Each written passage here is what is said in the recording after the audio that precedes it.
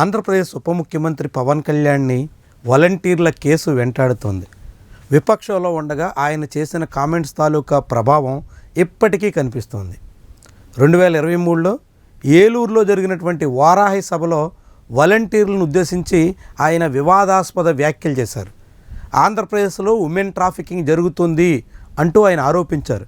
దాదాపు 30,000 మంది పైబడినటువంటి మహిళల్ని, బాలికల్ని అపహరించారు.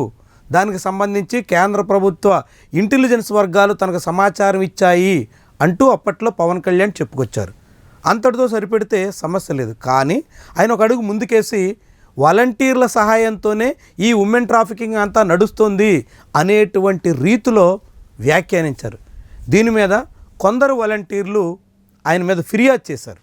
దాంతో 2023 నవంబర్లో గుంటూరులో ఆయన మీద కేసు నమోదైంది. ఆ కేసు విచారణ దశలో ఉంది. ఆయన మాట్లాడినటువంటి మాటలు, ఆయన చేసినటువంటి వివాదాస్పద వ్యాఖ్యలకు సంబంధించిన వీడియోలు అన్నీ అందుబాటులో ఉండడంతో ఆయన చిక్కుల్లో పడినట్టుగా కనిపించింది. కానీ 2024 సాధారణ ఎన్నికల్లో రాష్ట్రంలో అధికారం మారిన తర్వాత ఆయన ఉప ముఖ్యమంత్రిగా బాధ్యతలు స్వీకరించారు. అప్పట్లో విపక్ష నేతగా ఉండగా చేసినటువంటి కామెంట్స్ మీద నమోదైనటువంటి కేసుని తొలగించుకునే ప్రయత్నం చేశారు. 2023 నవంబర్లో నమోదైనటువంటి కేసు మీద 2024 నవంబర్లో ఆ కేసును ఉపసంహరిస్తూ ఆంధ్రప్రదేశ్ ప్రభుత్వం నిర్ణయం తీసుకుని గుంటూరు కోర్టులో పిటిషన్ దాఖలు చేశారు. అయితే పవన్ కళ్యాణ్ మీద దాఖలైనటువంటి కేసు ఉపసంహరణ మీద పలు అభ్యంతరాలు వ్యక్తమయ్యాయి. ఆయన కేసు ఉపసంహరణ చేసుకోవడానికి వీలు లేదు అంటూ కొందరు హైకోర్టులో రిట్ పిటిషన్ వేశారు. ప్రస్తుతం ఈ వ్యవహారం హైకోర్టులో సాగుతుంది. వాస్తవానికి హైకోర్టుకి అప్పీల్ చేయకపోతే గుంటూరు కోర్టులో ఆయన మీద ఉన్నటువంటి కేసు ఉపసంహరించుకోవడానికి ఆంధ్రప్రదేశ్ రాష్ట్ర ప్రభుత్వం నిర్ణయం తీసుకుంది కాబట్టి ఈపాటికే కేసు ఉపసంహరణ అయిపోయి ఉండేది. కానీ హైకోర్టులో వేసినటువంటి రిట్ పిటిషన్ కారణంగా ఈ కేసు ఇంకా కొనసాగుతోంది. అయితే హైకోర్టు నుంచి ఆ పిటిషన్ విచారణని విజయవాడలో ఉన్నటువంటి ప్రజాప్రతినిధుల కోర్టుకి మార్చాలి అంటూ పబ్లిక్ ప్రాసిక్యూటర్ కోరున్నారు. దాని మీద ఇప్పుడు ఏపీ హైకోర్టు అనేక అనుమానాలు వ్యక్తం చేసింది. పవన్ కళ్యాణ్ జనసేన పార్టీ అధ్యక్షుడి హోదాలో విపక్షంలో ఉండగా 2023లో ఈ కామెంట్ చేశారు.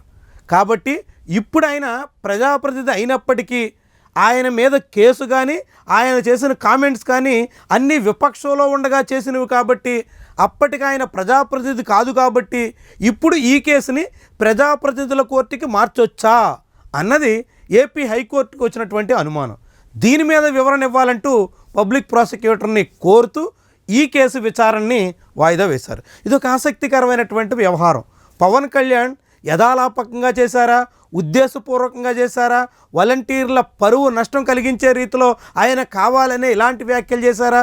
ఏం చేసినప్పటికి కూడా వాలంటీర్ల సహాయంతో ఉమెన్ ట్రాఫికింగ్ జరుగుతుంది అనేటువంటి రీతిలో చేసినటువంటి వ్యాఖ్యల పర్యవసానం ఇప్పుడు ఆయన మెడకి చుట్టుకుంటున్నట్టుగా కనిపిస్తుంది.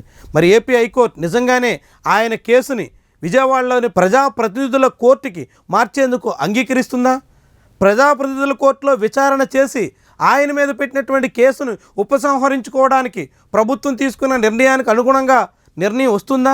మరి ఏం జరిగినప్పటికి కూడా ప్రస్తుతం మాత్రం 2023లో పవన్ కళ్యాణ్ చేసిన వ్యాఖ్యలకు సంబంధించినటువంటి కేసు మాత్రం కొనసాగుతున్నటువంటి తీరు ఆసక్తికర వ్యవహారం. పవన్ కళ్యాణ్ ఈ విషయంలో వివాదంలో ఇరుక్కున్నటువంటి తీరు సుస్పష్టం.